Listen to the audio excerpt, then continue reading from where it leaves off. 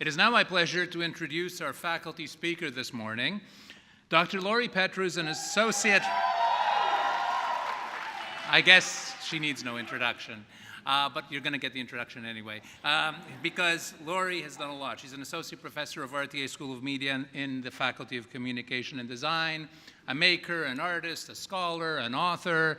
She did her undergraduate degrees in fine art at Queen's University, majoring in painting, received a postgraduate diploma at Sheridan College in New Media Design, a master's in communication and culture in the joint degree from York and Ryerson.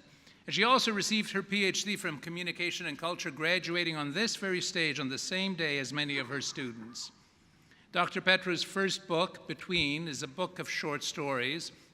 It was a Globe and Mail top 100 book, top 5 for first fiction. And her second book, a novel titled Sister of Mine, was the winner of the inaugural International Half of the World Global Literati Award in 2016, beating out writers in over 60 countries. It will be published by HarperCollins in April 2018. Laurie has done a lot for us. She gives TEDx talks on breaking gender codes and the power of rejection, two of her research interests. She is an FCAD Dean's Teaching Award recipient and the director of RTA's Master of Media Production program. Teaching and making, these are two of Laurie's great loves. It is now my pleasure to invite Dr. Petrou to the podium.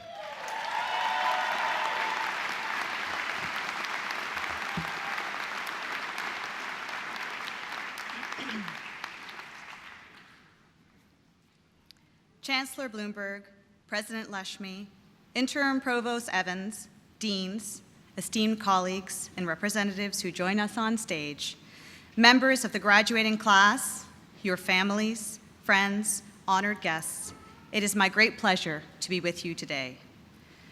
Deep breath. Take it with me. Deep breath, in and out. I'm not supposed to be here, meaning I'm not the keynote speaker you were meant to have. We were meant to have Dana Lee, who was unable to attend. So I'd like to take a moment to tell beloved professor, friend, mentor, and colleague, Dana Lee, if he's watching us now, that we miss his being here today. Let's hear it for Dana.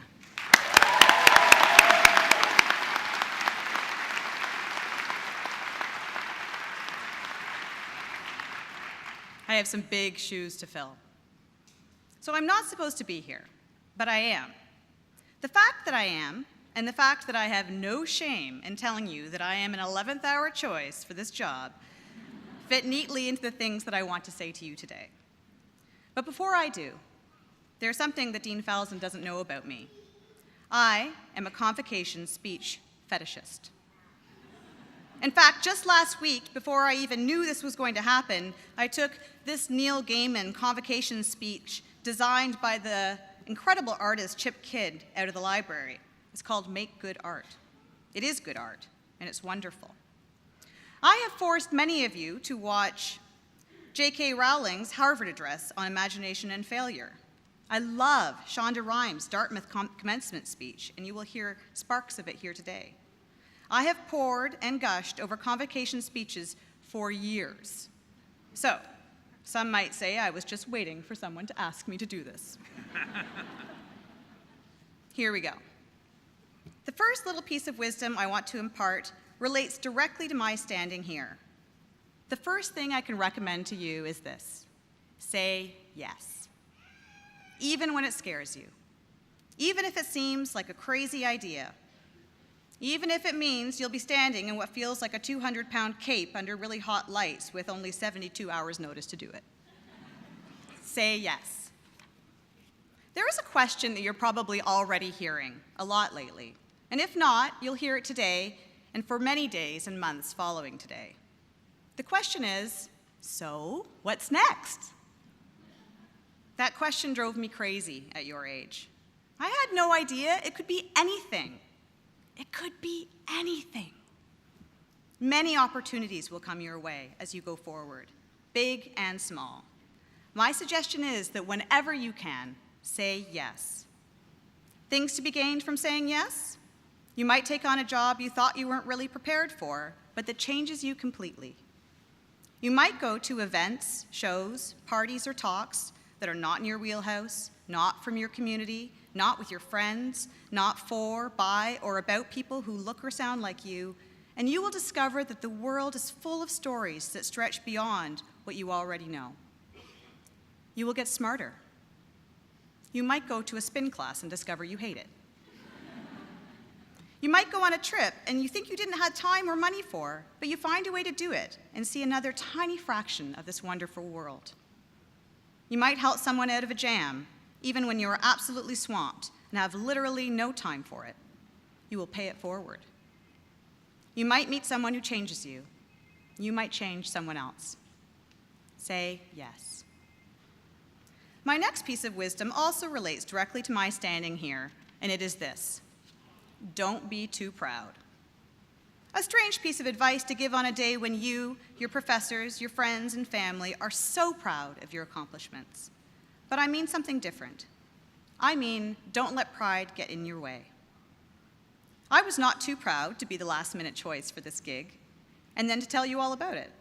If I had been, I would never have had the opportunity to stand here in front of a group of people who represent the future and tell you that I am so very proud of you, and that I feel so strongly that your generation will do great things.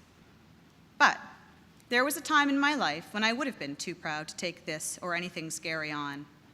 There was a time when I was in my undergraduate degree at Queen's, when I was a true artist and felt things very keenly, that my pride got in my way over and over again. Pride makes you afraid. It makes you say no. It protects you, but it also prevents you from making mistakes, from apologizing or taking responsibility, or growing or trying new things. Pride makes us scared to admit that we don't know what's next and that we may not be equipped. Pride can stop us from asking for help. Shed your pride. Admit when you don't know something. As I get older, I find I know less, and it is incredibly liberating to say the words, "I'm not sure, let me find out."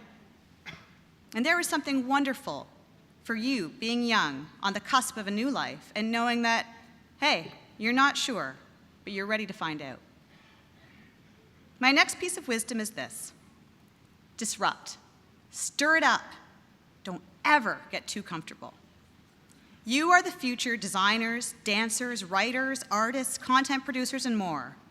You are in a position to change the face and the faces of media, art, and design. Whenever you can, choose difference over comfort. Choose disruption. Disruption can take many forms. It can be aesthetic, or voice, or content, or experience, or more. Sometimes we forget to disrupt the landscape, to challenge ourselves because we get too comfortable, and because we get good at what we do. And that feels good, seductively good. Now, we have been telling you from the very beginning, and it's true, the friends with whom you are sitting will be your friends and colleagues for life. You will go to each other's weddings. You will support and comfort one another over the years during times of crisis. You will watch each other become parents, aunties, and uncles. You will go on trips and make memories together. And often these will be the people you call when there is a job or a story or a gig or a show that you need help on. And that is true. These are your people. They are your family. But I'm also going to suggest something maybe controversial. I'm going to suggest that you challenge yourself when you're in a position to make a call, to hear from an expert or get a perspective, a point of view, to get a voice or a story. Reach outside. Reach further. The world is made up of so many peoples whose stories and perspectives can enrich what you do beyond what you already know. Find those people. Hear and hire difference. Disrupt your own comfort. Expand your family. And whenever you get comfortable, whenever you get good, remind yourself to push harder, to get out of your comfort zone.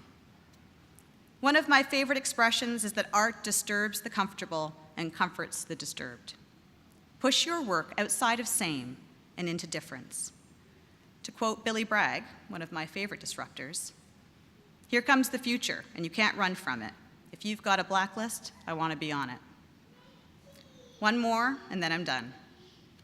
Many of you know how much I like talking about failure and rejection. I've become the resident expert on the art of being rejected. Many Convocation's addresses speak about failure and the value in making mistakes. Mistakes are inevitable. You're going to make them because if you don't, it means you're not pushing yourself. Your mistakes will take all forms. They will be work screw-ups and bad haircuts, getting into a relationship with the wrong person, breaking up, and then thinking maybe you should give it another chance even when everyone knows you shouldn't.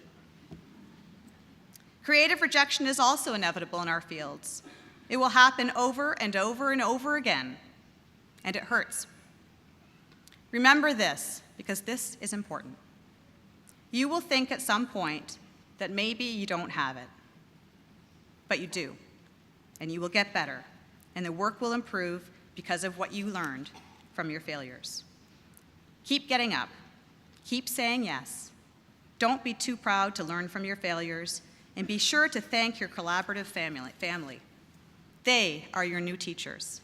They are going to school you in making your work better.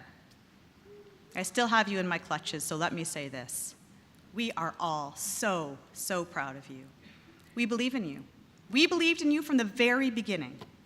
We cannot wait to watch, read, hear, and experience what you will make. Now get out there and show us what you can do.